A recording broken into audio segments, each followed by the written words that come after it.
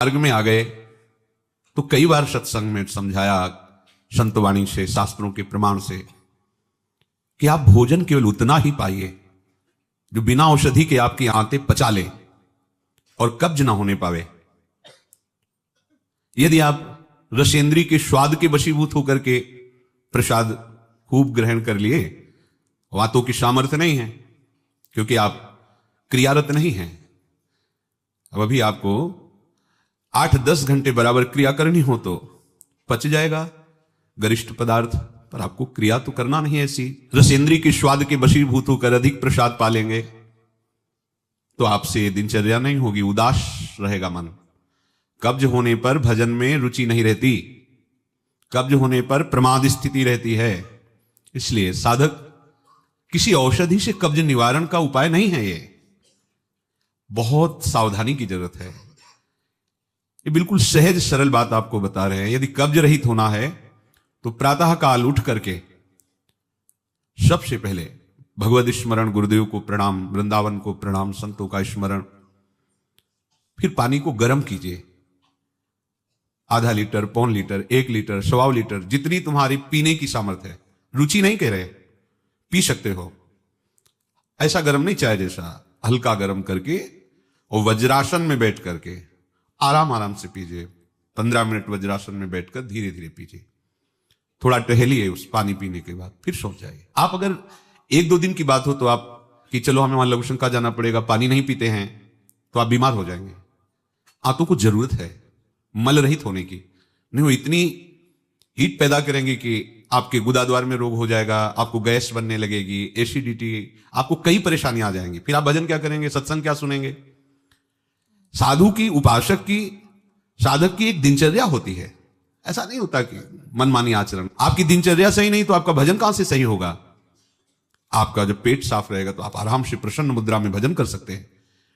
आपकी आंतों की सामर्थ्य ये समोसा, चटनी और ये मूंग का हलवा, ये विविध प्रकार के पदार्थ पचाने की नहीं है।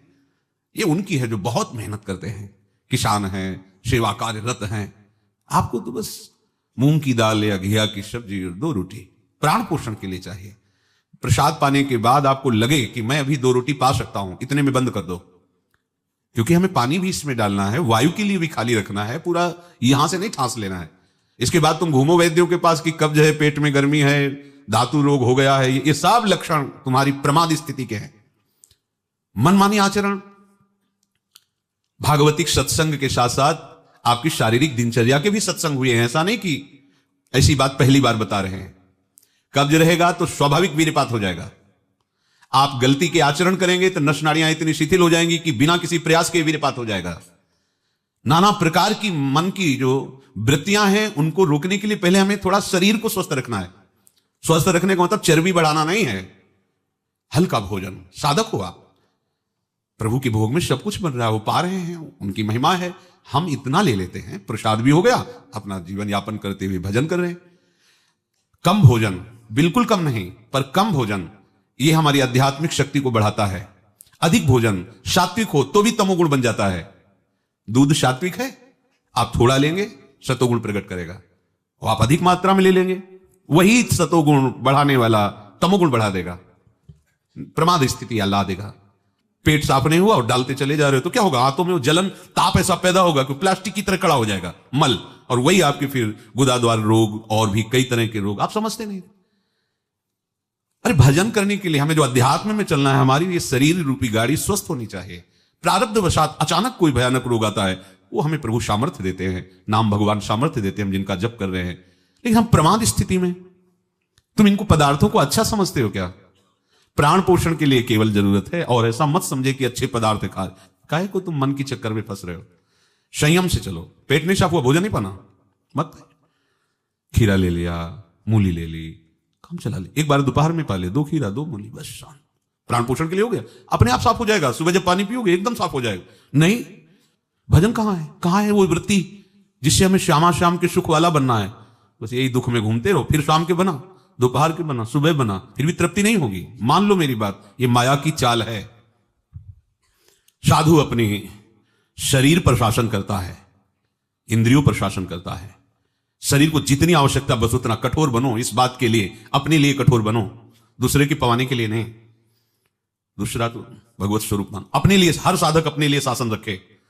पहले से देख लो, एक दिन पाके देख लो, मेरा 4 रोटी से काम चल जाएगा, बाल भोग की जरूरत नहीं। मत पाओ। जब आपका पेट साफ नहीं तो बाल भोग रुकेगा नहीं, राजभोग रुकेगा नहीं, क्योंकि बर्बाद ना हो जाए ना, वो शयन भोग रुकेगा नहीं। अब वो फूलता चला जा रहा है, क्रम से मल की परत पे परत जमती चली जा रही। आप इनको समझिए। अभी आप परमार्थ के मार्ग में चले हो, आपको बहुत जरूरी शरीर को हल्का और स्वस्थ रखना, नहीं आपसे भजन नहीं हो पाएगा। ये एक दिन का विषय नहीं कि आप सत्संग में आके बैठ गए हो गया। आपको नित्य सत्संग करना है, आपको नित्य वाणी पाठ करना है, आपको नित्य भजन करना है। आपकी दिनचर्या, आपका खान पान बिल्कुल संयमित होना चाहिए। देखो, यदि आप गंदी बातें करोगे, गंदी हरकतें करोगे, तो विश्व में कोई ऐसा वैद्य नहीं कि आपको ब्रह्मचारी दवा से बना दे। मान लीजिए, हमारी प्रार्थना मान लीजिए, यदि आपने अंगों को छेड़ा नहीं है तो लिख लो, आपका ब्रह्मचर्य क्षीण नहीं हो सकता। मानसिक चिंतन गंदा, प्रक्रियाएं आपकी गंदी, खान पान आपका ठीक नहीं, तो एक रोक के आप देखते जाना, आपको भजन में रुचि क्या, शरीर को नहीं संभाल पाओगे। मान जाओ मेरी बात। 24 घंटे में प्राण पोषण के लिए 2-4 रोटी काफी है। अरे संतों ने तो कई कई दिन भोजन नहीं मिला है, भजन एक तार चला है। आप भजन के लिए आए हो, भोजन बट हो क्या भाई? भोजन के लिए थोड़ी आप आए हो, भजन के लिए। सृष्टि में किसी भी पदार्थ की कमी नहीं, माया रचित है, वो ऐसे बढ़ते चले जाएंगे। अपने को एक सीमा रखनी खान पान की। एक नए साधक को देखा कि भोजन पाने के समय एक रस्सी में गांठ बांधे हुए थे, इधर और इधर, और जब उसी गांठ से गांठ ऐसे फिट करके बांध लिया भोजन पाने के पहले, बस जहां पाए तो रस्सी टाइट, जहां रस्सी टाइट हुई तो बस छोड़ दिया, भोजन में ही छोड़ दिया। ऐसे फिर कोई कितना भी प्रयास करो नहीं पाते था। ये बाहर है, आंतरिक जितेंद्रियता की बात नहीं, इसकी जरूरत नहीं रस्सी की पेट में बांधने की, पर अच्छा लगा प्रारंभिक स्थिति में।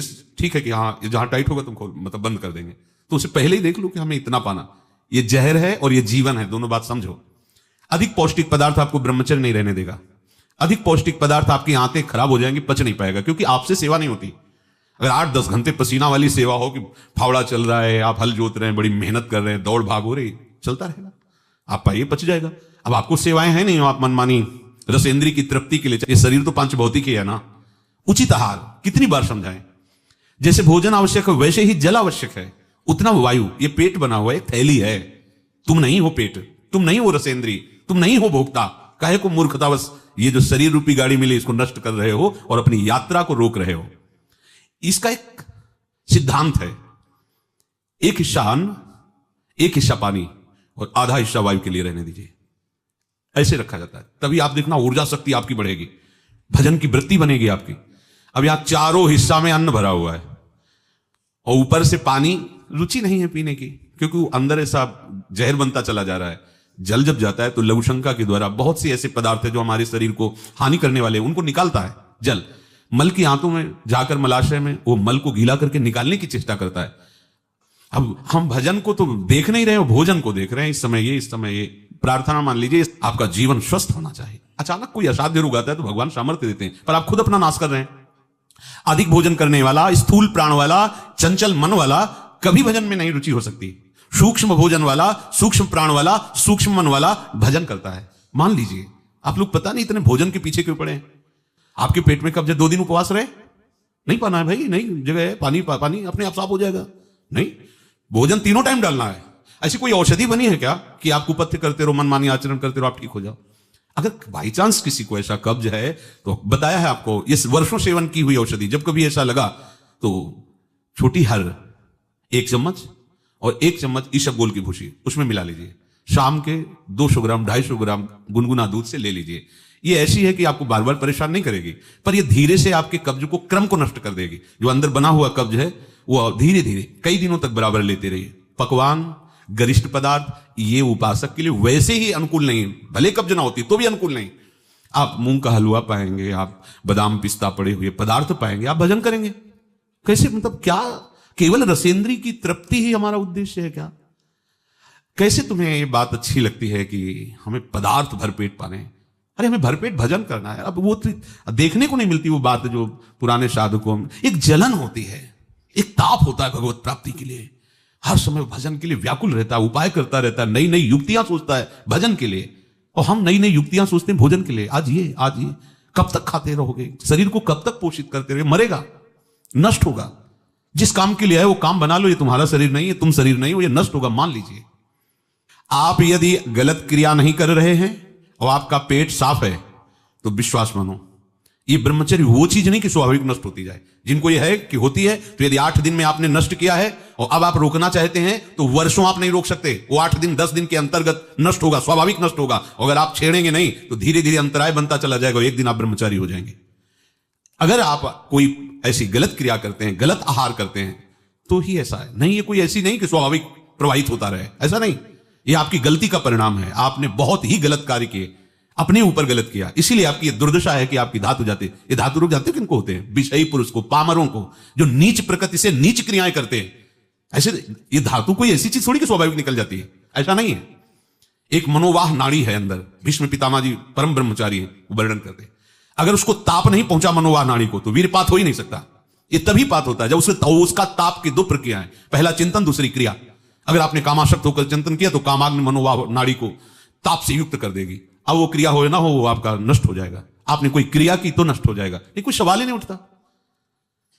ये नई नई अवस्था के बच्चे धातु रोग से ग्रसित हो रहे हैं, कमर दर्द कर रही है, आंखों में कम दिखने लगा है, ये परेशानियां वो परेशानियां। इसका कारण आप हैं, आप देखिए ना। इस विषय पर कोई चर्चा नहीं करना चाहता, ना सुनना चाहता, केवल पशुवत आचरण के लिए छूट मिल जाए बस। सावधान रहिए, ये जीवन खिलवाड़ नहीं, चाहे आप गृहस्थ हो चाहे विरक्त हो। ये जो ब्रह्मचर्य है ये आपको अच्छा गृहस्थ बनाएगा, ये ब्रह्मचर्य आपको अच्छा उपासक बनाएगा। अगर आप इसको यूं ही छीण करते रहे, चाहे गृहस्थ हो या विरक्त हो, तो आप किसी काम के नहीं रह जाएंगे। ध्यान रखना, किसी काम के नहीं रहे। कुछ दिनों के बाद आपके शरीर में जगह जगह पीड़ाएं होने लगेंगी, चिंतन आपका सामर्थ्यशाली नहीं रह जाएगा, स्मृति शक्ति आपकी लोप होने लगेगी, और जिसे आज की भाषा में डिप्रेशन कहते हैं उसके शिकार हो जाओगे।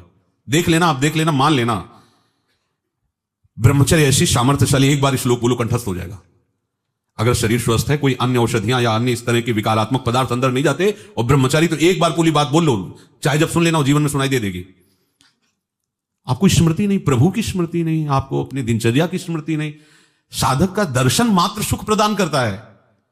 कैसा स्वरूप होता जा रहा है, कैसी आपकी भावना बनती जा रही, कैसी आपकी दिनचर्या होती जा रही, कभी लौट कर देखो ना अपने जीवन में।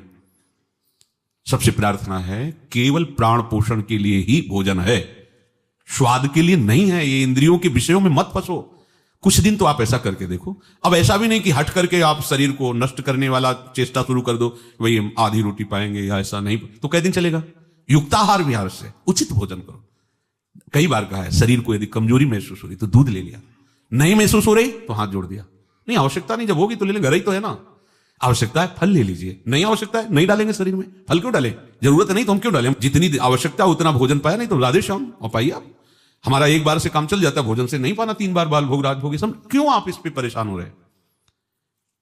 ऐसी ये दिनचर्या आप लोगों की कोई भी हो ठीक नहीं है। आप भगवदाकार वृत्ति नहीं कर पाएंगे। वृत्तियां तो वही, चाहे शरीर में लगा लो चाहे प्रभु में लगा लो। तो यहां प्रभु कह रहे हैं, योन्ता सुखोन्तरा रामस, जो केवल अपने आराध्य देव के सुख में सुखी रहता है, आराध्य देव के सुख वाला है। और यहां विषयों के सुख वाला हम बनना चाहते हैं और चलते हैं परमार्थ के मार्ग पर। सावधान रहिए, बाह्य विषय दुख योनया हैं, आप देख लीजिए, भगवान के वचन हैं, इनसे दुख ही प्रकट होगा। उचित आहार, बहुत संयम चाहिए साधु को, बहुत संयम चाहिए। चाहे साधु का मतलब हम केवल भेष से नहीं ले रहे, साधुता के मार्ग से ले रहे हैं, भगवत प्राप्ति के मार्ग से ले रहे हैं। ये आहार विष भी है और अमृत भी है, दोनों बातें जान लीजिए।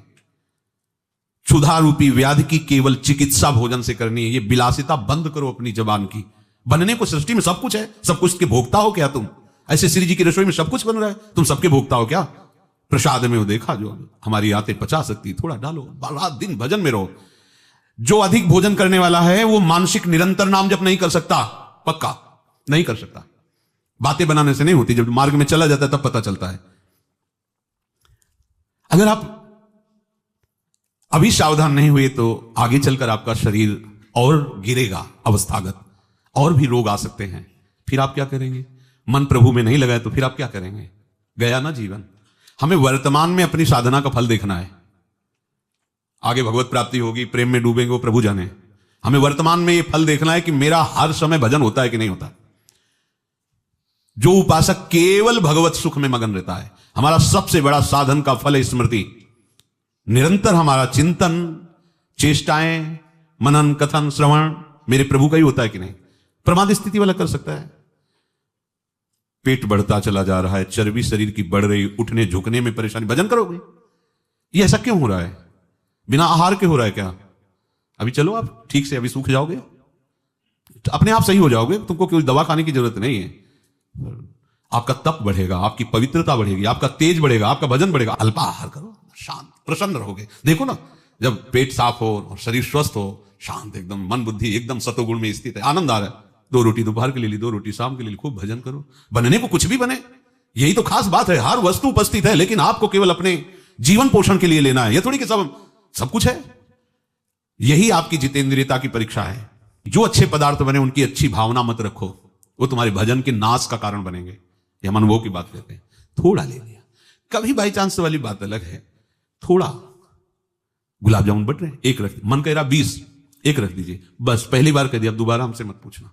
कोई पदार्थ थोड़ा रख लिया, आप ये बात को समझो। ये प्रवचन में कहने की बातें नहीं, पर इसलिए समझा रहे कि जैसे घर के सदस्यों को, तो ऐसे हम आपको बता रहे, घर के सदस्य जैसे, ये बहुत आवश्यक है। ये भोजन जहर भी है, अमृत भी है, दोनों बातें समझ लो। ये आपका जो समय बर्बाद हो रहा है ना, नींद, प्रमाद स्थिति, निरंतर भगवदाकार वृत्ति न रहना, ये सब इसका मूल कारण आपका आहार है। कई दिन भोजन नहीं मिलता साधुओं को, ऐसा नहीं कि ऐसे कहीं डाउन मिले, ऐसा नहीं होता।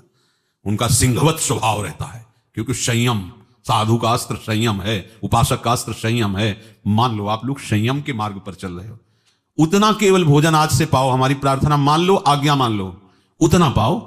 सेवा में तुम्हें थकान न महसूस हो, प्रमाद स्थिति न हो, पेट में कब्ज न हो, और मन प्रमाद में स्थित न हो। सूखी रोटी और दाल पाने वाले का मन काम चिंतन नहीं करता, ध्यान रखना। वो हलवा पूड़ी कचौड़ी रसगुल्ला खा के देख लो, अगर काम चिंतन न हो तो बताना। ये प्रवचन पर्सनल है, आपके लिए है, अपने लिए है। इसको धारण करो, तभी आगे बढ़ोगे। आप खान पान अपना ठीक नहीं रखेंगे तो साधना आपकी नहीं बनेगी, आप निराश हो जाएंगे भगवत मार्ग से, और प्रमाद स्थिति जरूर आ जाएगी अच्छे पदार्थ पाने वाले को। आप चैन से सो नहीं सकते, इंद्रियां आपको सोने नहीं देंगी। थोड़ा सा तो आप इस बात को समझिए, आप किस मार्ग के पथिक हैं। आप अच्छे पदार्थ पाएंगे और चैन से सो जाएंगे, ऐसा कैसे हो सकता है? इंद्रियां बहुत बलवान इंद्री ग्रामो विद्वान अपि कर सती, बड़े ज्ञानियों और विद्वानों को भी भ्रष्ट कर दे वो इंद्रियां, प्रमथन स्वभाव वाली। वो आप रसगुल्ला और हलवा खा करके सोचते हैं कि हम अपनी इंद्रियों पर विजय प्राप्त कर लें। कभी थोड़ा प्रसाद रूप अलग बात है।